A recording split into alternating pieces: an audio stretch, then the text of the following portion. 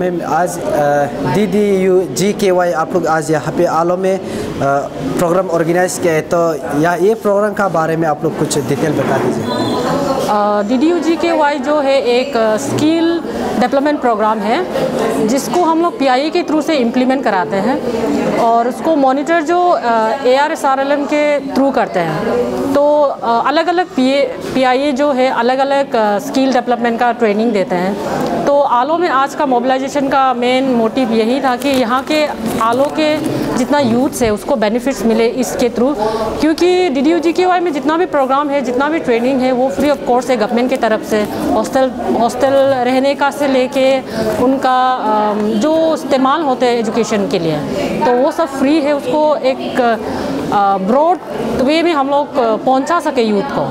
तो हम लोग SHG के थ्रू ये इन्फॉर्मेशन पास किया है, PRI के थ्रू, गांव बूढ़ा के थ्रू, और DC सर ने भी एक लेटर इशू कर दिया, सर्कुलर निकाल दिया था, जिससे हमें हेल्प मिला है और लोगों तक रीच आउट करने में।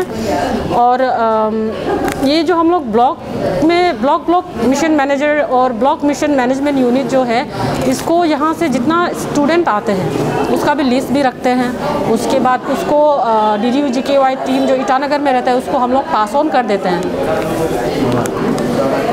उसके बाद जिसको हम लोग पास ऑन कर देने के बाद अगेन दे विल उसको अलग अलग PI के थ्रू, जो स्टूडेंट अगर मैकेनिकल में इंटरेस्टेड है या फिर बैकिंग में इंटरेस्टेड है, उसको फिर अलग अलग जगह हम लोग स्टूडेंट का जो इंटरेस्ट को देखते हुए वो अलग अलग इंस्टीट्यूशन में एडमिशन करा देते हैं। मैम यहाँ पे DDU-GKY यहाँ पे क्या क्या ट्रेन किया जाता है जो यूथ्स को? जैसे कि मैंने मेंशन किया है, एक बेकिंग का भी है, मैकेनिकल जो ऑटोमोबाइल का भी है।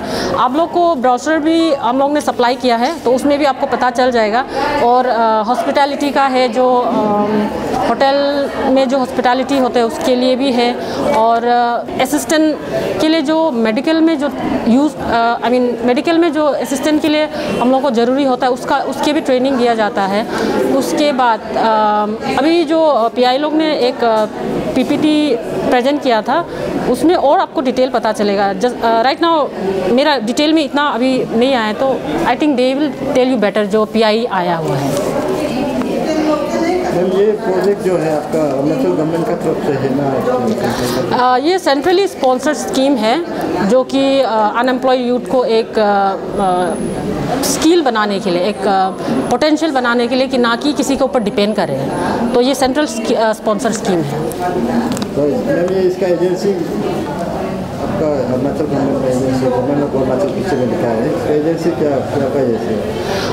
अभी तो जैसे मैंने पहले बताया कि इम्प्लीमेंटिंग एजेंसी जो है ARSRLM ही है, उसको अलग अलग PI में डिस्ट्रीब्यूट करते हैं। We are not giving training as ARSRLM जो है, हम लोग एज ए ऑर्गेनाइजेशन हम लोग ट्रेनिंग नहीं देते हैं। हम लोग मॉनिटर कर रहे हैं उसको, उसका क्वालिटी को भी चेक करते हैं। तो वो अलग अलग एजेंसी में अलग अलग जगह, जैसे कि गुवाहाटी में है, नामसाई में है, ईटानगर में है, यूपिया में है, तो उसको हम लोग सौंप देते हैं कि ये इंटरेस्टेड है इस चीज़ में। तो वो स्पेशलाइज्ड एक ट्रेनर है उनके पास, तो वो लोग ही इसको प्रैक्टिकली एग्जीक्यूट करते हैं।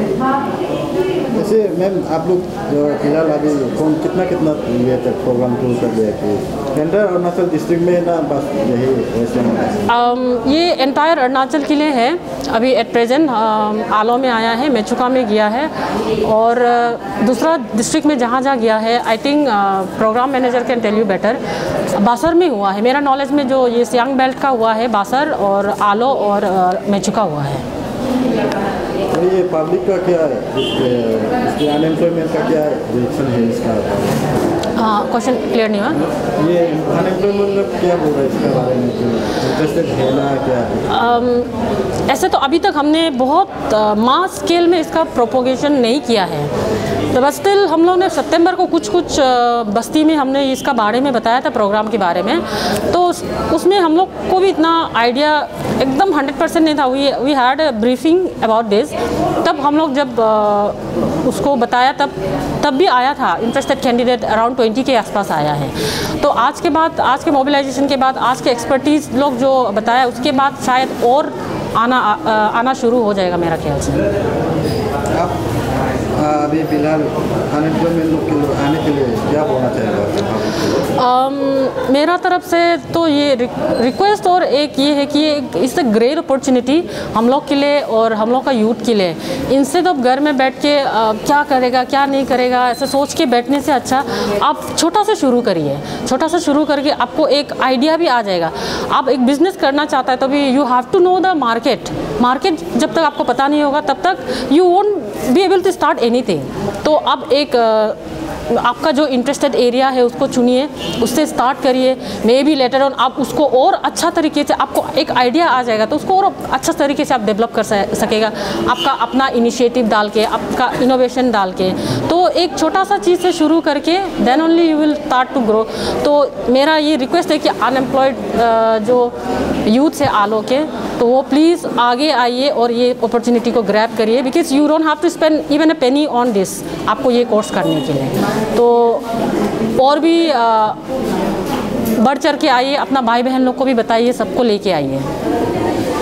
मैम तो यहाँ से जो कैंडिडेट्स फॉर्म फिलअप कर रहे रजिस्ट्रेशन करके आप लोग यहाँ से ट्रेनिंग सेंटर में ले जाता है, तो वहाँ में जितना यूथ है उन लोग को कितना महीना का ट्रेनिंग करवाया जाता है? सर जैसे कि पहले पीआई लोग ने बताया कि हर ट्रेड्स का अलग अलग कोर्स है, अलग अलग ड्यूरेशन है।